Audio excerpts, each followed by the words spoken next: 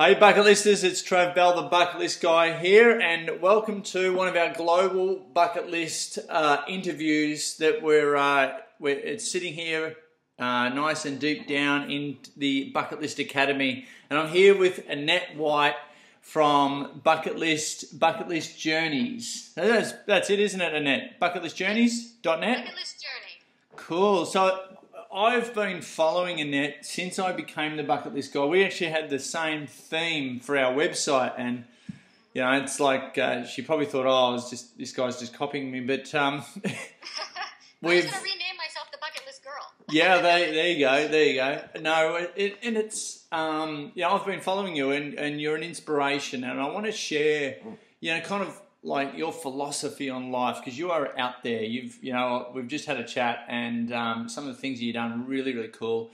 So I just want to share, one, the highlight reel of your life. Two, what do you got planned? And three, how'd you put it all together? So Annette, we're welcome, and whereabouts are you at the moment in the world? I am in California, just north of San Francisco, in the wine country, the Napa-Sonoma Valley area. Nice. And you got a restaurant up there or something? Yes, I do. I own a restaurant in Sonoma County. Right. A little Italian place. Yeah. Oh, nice. And how many? Like, you got a big business, small business? What's going on? It depends on what you consider big. I consider it big. I have about 20 employees. That's pretty big. So it's big to me. Yeah. It's a lot of people to manage all the time, so keeps me pretty busy. Yeah. And what? So you've done a lot of bucket listing, we'll call it, around the world, and we're just speaking offline there around. Where have you just been? I was just in actually Argentina, Chile, and Thailand, and Hong Kong. Those are all in the past few months. It's been a busy year so far. They are nowhere near each other, you know that. Yes, I know. A lot of plane rides. Why did you go there to do some bucket listing, and what was the mission there? I mean, of course, on my bucket list is to travel the world. So anytime I plan on going a place, I write a bucket list for that specific place too. So not only do I have my main bucket list, but I'm going to Thailand, so I'll write Thailand bucket list, like ride a tuk-tuk and do all these things. So yeah. Everything is pretty much all about new experiences for me. So yeah. What was your highlights of the latest trip? The highlight was spending the day at an elephant sanctuary in Thailand. So we got to go for the day and bathe elephants and feed them, and it was just such a special experience to be out there with these majestic creatures and being so up close and personal when you usually don't get the opportunity to do that. That's something that's probably going to last a lifetime. In my memory. Unreal. Now, for our animal lovers, maybe you put that on your list, guys.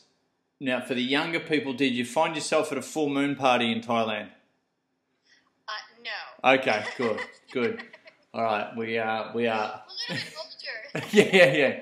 Can't stay up that late. You and I don't creep into that category anymore. So how do you fit all this in? Like you've got a pretty big business there, and how do you fit it all in? Basically, I have spent the last 4 years diligently making my business and turning it into something that can run without me. So it has been from everything to writing down all the systems and procedures. Everything should be black and white, and there's no gray area, and hiring the right people. My payroll can be accessed from anywhere in the world. So, when I was in Phuket, Thailand, I was doing payroll at the pool. Yep. Little things like that. So I totally spent the last years just really fine-tuning it that way and kind of reaping the benefits now. Still have a little ways to go, but it's working. You've had that, that having that, there's a lot of, small business owners within our community, and they'd love to hear how you, what you've systemized, you've leveraged, you've still got some way to go, but having the bucket list and having the big list that you do, has that made you want to streamline this thing a lot more? streamline the business? Absolutely. Yeah. You know, and I don't want people to get the wrong idea, because I love owning a restaurant. It is one of my passions too, you know, being creative in that way. Yep. But absolutely wanted to streamline, because there were so many other things in the world to do that I could not just say, no, sorry, I own a restaurant now, I'm not going to do anything else. You know, I'm just going to stay here, I'm going to run my restaurant and be happy. That's not me, you know. So I definitely streamlined it to be able to accomplish some other goals in my lifetime, while still having the satisfaction of running a restaurant too. Yeah. I'm sure you'd be an inspiration to all your employees. How's that affected the people around you? Well, they all want raises because they think I travel way too much. They think I have a lot of money. But I think they do. You know, they're always asking, where are you going next? And they love to talk about, you know, what I'm doing and see my photos and stuff. So it does bring us together too. So not only am I their leader, but I'm also sort of their friend in a way, where they can kind of live vicariously a little bit and kind of aspire to maybe work a little hard and get there. Yeah. How has, we'll call it bucket listing. Do you want to call it bucket listing? Sure. How has that affected your life? Having a bucket list has pretty much changed my life entirely. And I know that when people say that, they're like, oh yeah, right. But really, it has turned my life around, because it has helped me to overcome my fears. It has helped me get a sense of accomplishment within myself, to feel alive again. You know, sometimes as we get older, you start to live the monotony of day-to-day life, and it gets freaking boring. And I needed a little spark in me, and I think that's what the bucket list does for me, is that there's something new I can do every day. If I looked at my list, there is something I can pick every day, and my life would be different every single day, and I love that part. Yeah, cool. How often do you reflect on your list? Every day. Well, reflect, I look at it every day because I have a blog, so... Oh, that helps. Almost every day. So, and then I write about all my experiences too, so I get to relive everything, which is amazing. Yeah. You know, sometimes the first time around is really exciting, but then the second time around, you're like, oh yeah, I remember that. That was great. Yeah, and like me, you've linked up with a lot of other bucket listers around the world, and we get inspiration from each other. How is it? What is, I guess, the biggest bucket list item that you're the most proudest of? Oh boy! Oh, there's so many. Well, no, that's just a tough one. What I'm proud of, because it's so hard, because I enjoy every little item that I do. It gives me sort of a sense of satisfaction. Okay, what's your best bucket list item? Your best bucket list item. What was the best bucket list item that you've done, that you've ticked off? Besides the elephant sanctuary, you know, when I was a few years ago in my midlife stage, I wrote a letter to myself, to my future self.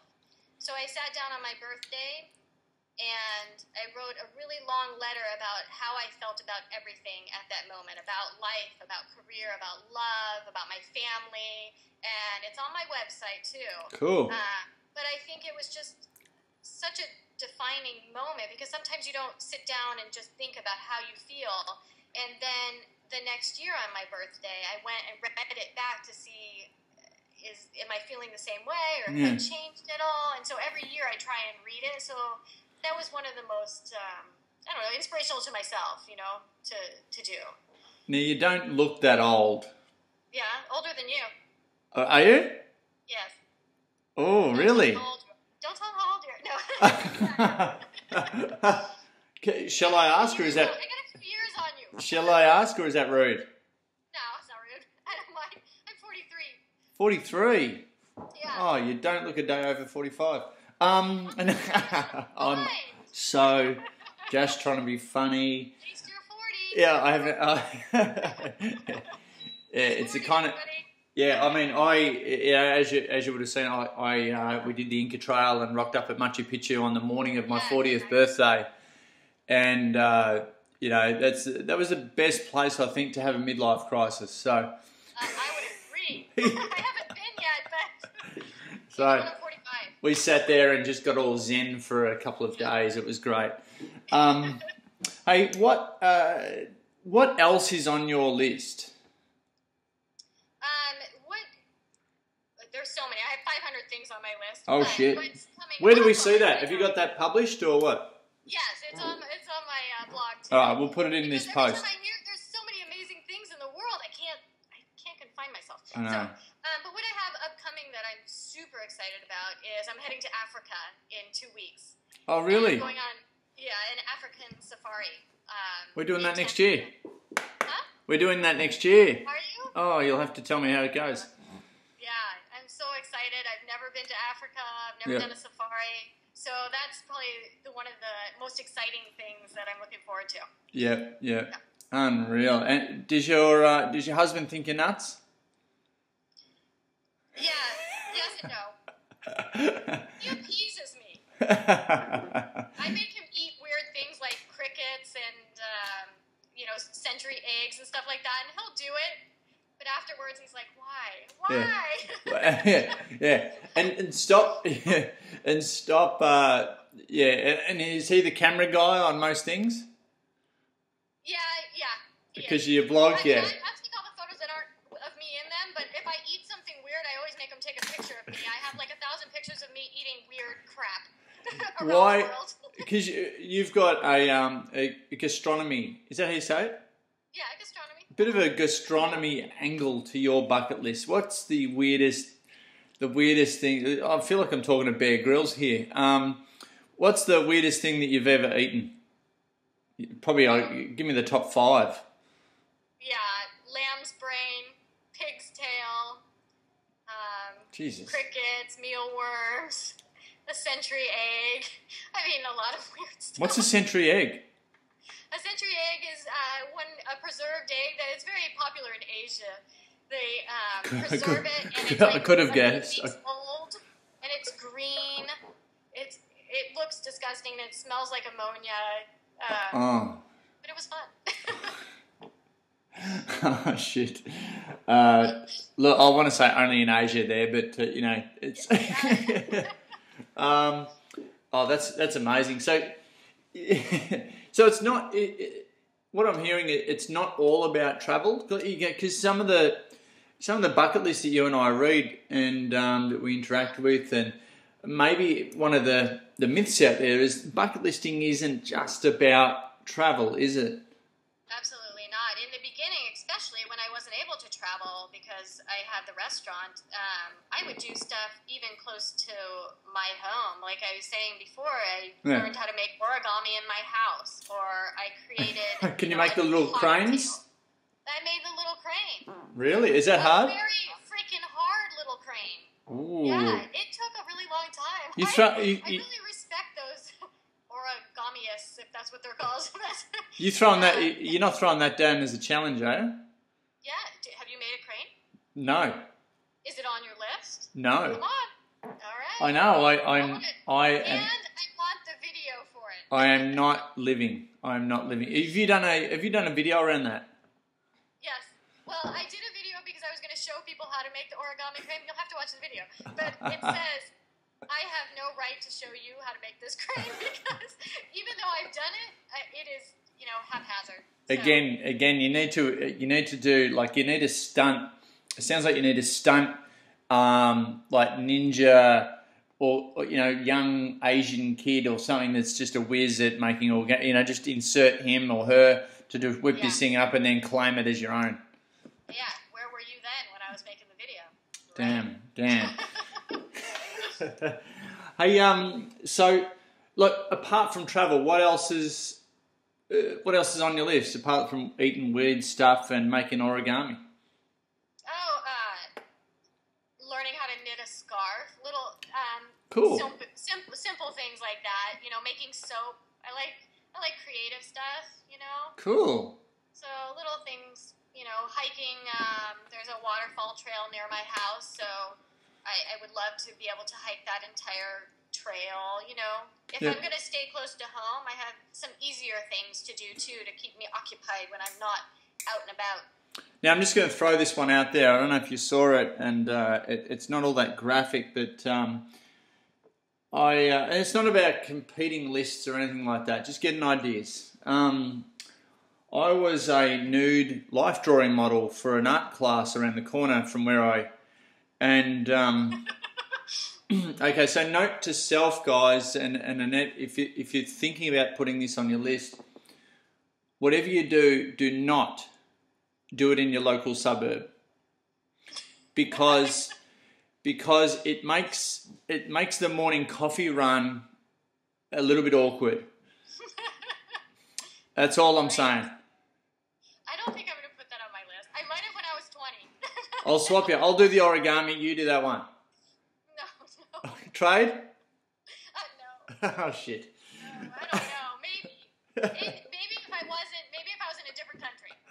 Yeah, that's it. Yeah, definitely. I wish I was in a different country. So, what's your advice to people that are watching this? You know, we might cut it up and we might put clips off it on Facebook and that sort of thing, and various social media. What's your advice to people that are kind of in a slump? In a slump, I mean, the first thing I would say is maybe set some time aside to think about your goals and think about your dreams and those things that you've always wanted to do, and ask yourself some questions, you know, like, have I wanted to travel somewhere, or is there a craft I've always wanted to learn? And then write it down, have a glass of wine, sit on the couch, write a little list just to get a little inspiration going, just to get the juices flowing a little bit, to get you a little excited. Yeah, and it really is an extension of you, isn't it? A person's bucket list. Well, I agree. Yes, absolutely. Yeah. And why don't more people kind of do that? I think that, if I were to be honest, I would say it's not a priority for most people. I think if you make it a priority, you will do it. Or people are afraid, or people don't think that they could ever get there. I mean, I never thought I would be going on an African safari in 2 weeks. There is no way. But the opportunity came knocking, and when it did, instead of letting the fear rule me, I said, you know what? I'm going to take a chance, and I'm just going to go and see what happens, you know? And so I think that a lot of people just kind of need to listen to opportunity when it comes around, and say yes instead of no, and kind of just maybe change their mindset a little bit, instead of thinking they can't do something into thinking that, hey, maybe I can. So if we're talking about Africa, we're talking about big trips and that sort of thing, what are the more creative ways in which we could make this sort of stuff happen? Because people out there might be thinking, oh, this all costs so much, and it's hard for me to put together. What's your advice around that? Well, in honesty, a lot of my trips are related to my blog, and so because I write and I talk about my stories, a lot of people would like to send me to places to write about those stories. So for me, the cost isn't as much as maybe somebody would think. So they would think that it would cost a lot, but I think that blogging has given me a lot of opportunity. So that's kind of a way I went around trying to find the finances for it.